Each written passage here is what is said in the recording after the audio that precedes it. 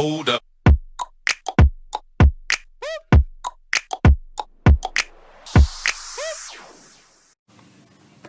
Hello, my name is Jobin, and in this video tutorial I'm going to show you how to make objects glow. For this specific photo of a deer, I'm going to make the antlers glow. And first off, you need to get a picture, and you might want to decide what you want to make glow beforehand, before you start. And then choose any selection tool. I'm going to go with the magnetic lasso because this is one of the easiest ones for me. And just make a transition, or I don't know how, but it's fine. After you get it done, you want to go up here and click select the mask. And after that, you want to go to view and then make sure it's onion skin, and then on this transparency one, you want to slide it over to 50. Alright, once that's done, then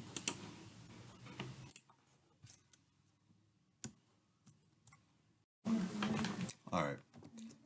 Once you have everything in the selection area, as I said, you want to make it onion skin and then set the transparency to 50.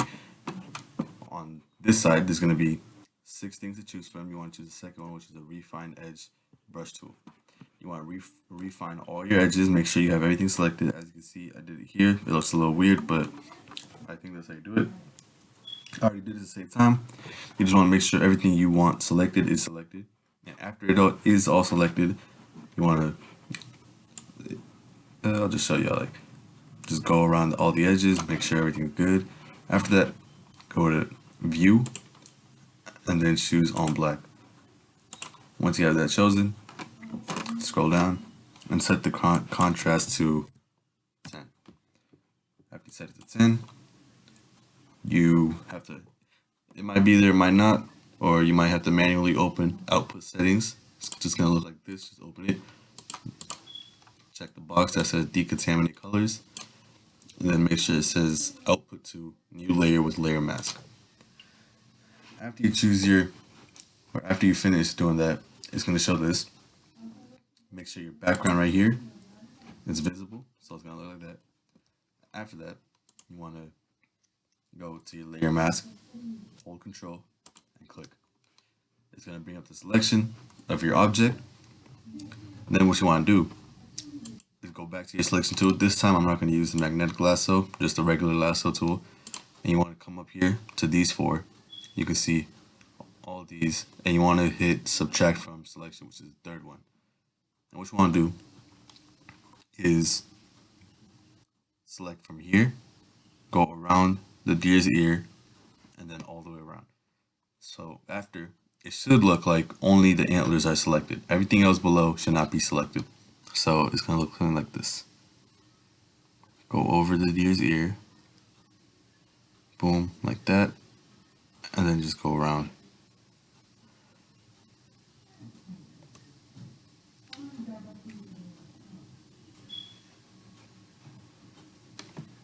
Bring it back.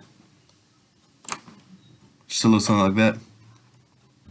After you have that, then alright. So once you have your antlers selected, ignore that. Once you have them selected, now you want to go to your background copy and hit Control J. That's going to duplicate the layer. As you can see, now it's only the antlers in the next layer. Then you want to hit Control G, and that's going to group it. Close that up and make it invisible. So you're going to hit that little eyeball. Hit that, make it visible. Then go down to your background layer. Make sure it's selected. Go down to this little circle. And then in all of these options, going to hit color lookup. Where it says 3D LUT file, you want to look for Moonlight 3DL. Something like that. Then this new layer, color lookup 1. Once that's selected, it'll automatically be selected. You want to go back there and then go black and white. It's going to be black and white. Close that up, and then you want to change your opacity to 50%. Once your opacity is at 50, it's going to look like that. You want to open your layer or open your group back up, make sure it's visible. Hit your layer with your antlers, and you want to convert this into a smart object. You can do that by right clicking on the layer and it's going to say convert to smart object. Next, Control J, make it a layer copy. After the layer is copied, you want to go over to this little bar right here. I forgot what it's called, but you want where it says normal, hit that. I think it's blend mode. Yeah, the blending, and you want to go find linear dodge add, just like that. All right, so you got your layer copy now. What do? First, you go to filter, you go to blur, and you choose Gaussian blur. I don't know how to say that, but that's the one that looks the hardest to pronounce. You choose that. You want to set it to 5 so you can get those soft edges. Hit that. Now, control. Now you're gonna have to bear with me for this one. Now hear me out. Control J. Now you got a second layer. Layer copy, or layer 1, copy 2. I'm tripping. Layer 1, copy 2. Double click on the blur, and you want to set that to 100. 100. Boom. Now, Control J again. This time you want to set it to 250. Boom. Now, one last time. It's a lot of copying, but layer copy 4. Boom, you want to set that to 500. Bam. Now, you can close that off. Turn it back on, whatever. And you want to go to hue and saturation. And then you want to, down here, you're going to see only 3 options are available. The little eyeball, trash icon, and then this little box. That's going to be your clipping mask. You want to create clipping mask. And once that's created, once you got your clipping mask made, you're going to see a little box and next to it says colorize. Hit that. And then you want to change the hue and saturation to whatever preference. I like it bright, so I'm going to change it to 90. And then I don't want the red color. I'm going to go with something. I'm just going to go with that because that looks like the most natural compared to a deer. Like purple. You can be creative with it. I'm going to go with this one just for the sake of it. But if I had to choose any other, I'll probably go with this one. But for now, I'll just choose that. Once that's done, just close out of that. And you want to go down to background copy, go back to that little circle, and then go to curves. Here you want to make another clipping mask. Boom. And then just change that up. Make it easier. Hold on. Make your look. Oh, my bad. I'm sorry. Make your input 86 and your output around like 43. So just adjust it to that. Input 86, 85 around there.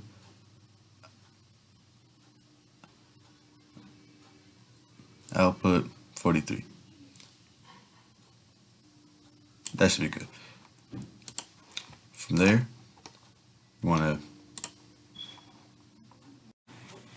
Alright. Once you get finished with the curving, you want to hit the mask for the curve, and then you want to go to the brush. Now you want to make sure your foreground color is black, your background color should be white. So, and then you want to come up here, make sure it's soft, round. That's your brush. Your general brush should be soft, round. Choose that. Your flow, make your flow 30%. And then just kind of go over the deer, go over the body, mostly around where the antlers are. That's going to give it like that glow effect, like there's light shining onto his body from its antlers. You want to just go do that. You can go a little lower on the body, but you want to make sure it looks like somewhat natural. So I'm going to hit his face a little more, so, because you know, the light is going to be right in his face. So just keep hitting around all of that. Once you're done with that, now, so once you're done using the brush tool, and you got everything that you needed, make sure everything that you want to be highlighted is highlighted. You want to go up here to the hue and saturation layer. Then you want to duplicate it. It's going to turn into your primary color. And then you want to drag it down under where it says group 1. Drag it down there. And then hit the little hue and saturation next to it. Create a clipping mask for that. Close out of that. Then you want to hit the mask, like the copies mask. You want to hit that. And then you want to press Control I. That's going to make it inverted. Once you have that, come down to your colors and switch it so your foreground color should be white. Go back to your brush and then do the same thing that you were doing earlier. This time it's going to make it look like your color from your antlers. As you can see, it's going to look like it's going to look like the light from the antlers is shining off onto the deer. I'm gonna do that. I'm continuously make it a lot smaller so it'll like fade into the body, because right now it's not really doing that. Go back.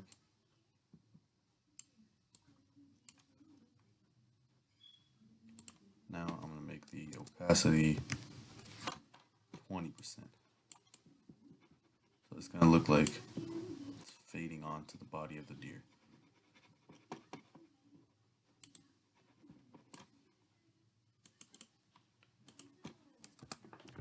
Change up the opacity a little more. Get all that. And once you have it where you want it, then next. Alright, so once you have everything good, I tried fixing it up a little bit right here. It looks good enough. Now you want to add a little effect, so you want to download a sparkle or just stars little picture. Once that's on there, you want to make your screening or your blend mode, you want to change that to screen, so it's going to look like that. Then I'm going to lower the opacity to about 70, maybe 60%, because I don't want it to overshadow anything else in the picture, but I also want it to be visible. Hit Alt and then just resize it. So it should look like that, or actually a better thing to do would be just to hit Shift to resize it. Whoopsies. Alright. Go back up. So it should look something like that. My stars got a little pixelated. I'm going to retry that. So go back. Make sure it's screen. And then Shift or Alt. Alright. I'll just keep it Alt. It'll look good. And I'll switch the opacity of this to 70. Again, actually maybe 60. There you go. After you have that, that's pretty much it. Now you have your glowing object, you have the little effect. My stars kind of look like snow, but that is another way. That's the optimistic way to look at it. Yeah, it looks like snow. That's what I was going for. Yeah. So now you have your glowing object. There's not really much else to it, except, yeah, there's not really much else to it. You can try to create another clipping mask for maybe your stars if you want, but you don't have to. And I just realized that I made it.